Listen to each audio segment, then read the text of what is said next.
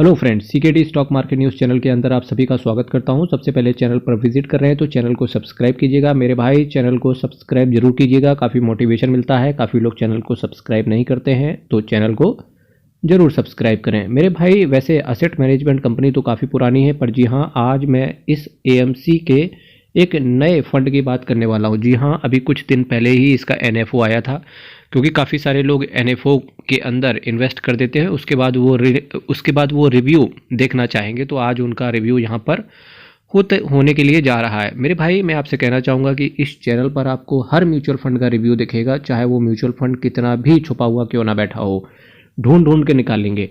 Net asset value की बात करेंगे तो 10 रुपये का इसका एनएवी इसमें करंट में चल रहा है। और जो अगर मैं रिटर्न की बात करूं तो कुछ खास अभी रिटर्न इसने बना के नहीं दिया है, और बना के दे भी क्यों ना, क्योंकि देखो भाई 29 दिसंबर 2023 के आसपास ही तो ये म्यूचुअल फंड आया था, ठीक है ना।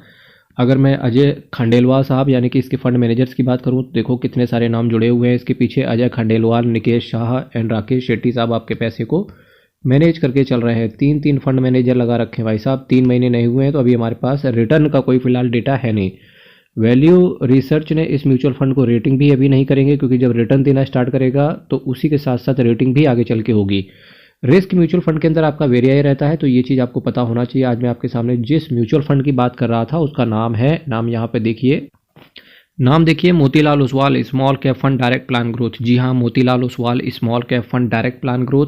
अगर मैं इसके असेट साइज की बात करूं तो बिल्कुल भाई असेट साइज का भी डेटा हमारे पास फिलहाल नहीं है। 0.66% का एक्सपेंस रेशियो जरूर है भाई साहब।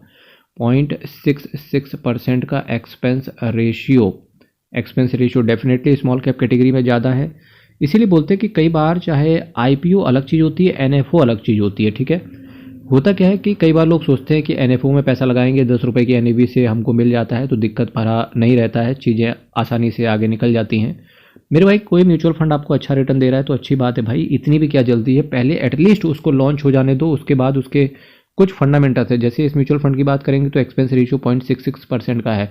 काफ़ी सारे आपको ऐसे म्यूचुअल फंड दिख जाएंगे जिनका एक्सपेंस रेशियो 0.66% से कम है और रिटर्न भी ज़बरदस्त उन्होंने बना के दिया है, चाहे वो 1 महीने में हो, चाहे वो 3 महीने में हो, चाहे वो फिर 1 साल में ही क्यों ना हो। तो कोशिश करें कि जब भी कोई नया एनएफओ आए, आपको अगर बहुत ज़्यादा पसंद है तो इन्वेस्ट कर सकते हैं, क्योंकि आपका ही पैसा है। लेकिन फिर भी कोशिश करें कि जितना हो सके नई चीज़ों को अवॉइड करें। आईपीओ चीज़ अलग होती है, ठीक है। आईपीओ में बात कर रहा हूँ इनिशियल पब्लिक ऑफर, जो शेयर मार्केट के इस समय आईपीओ में बहुत बड़ा जो क्रेज चल रहा है। Nifty small cap 250 total return index को बेंचमार्क की तरह फॉलो करते हैं। बेंचमार्क तो इनका बढ़िया है, 15 दिन के अंदर निकलने की कोशिश करोगे तो 1% का एग्जिट लोड आएगा। तो जिसने भी पैसा इस फंड के अंदर डाला था तो एग्जिट लोड भी आपको केवल 15 दिन का ही दिया गया है, जो कि अच्छा दिखता है।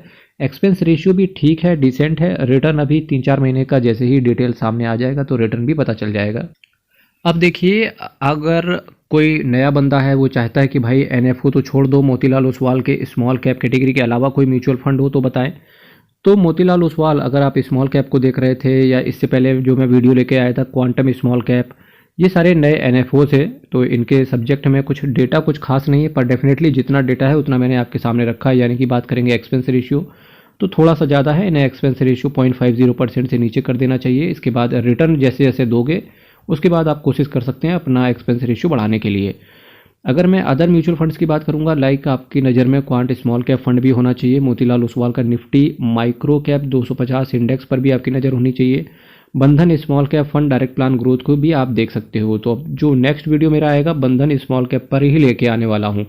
41,619 करोड़ का असेट अंडर मैनेजमेंट है टोटल। ये 59 स्कीम को मैनेज करके चलते हैं। मेरे भाई चैनल को सब्सक्राइब कीजिएगा, वीडियो को लाइक कीजिएगा। हर हर महादेव, अयप्पा शरणम, हरि शरणम। बहुत बहुत धन्यवाद।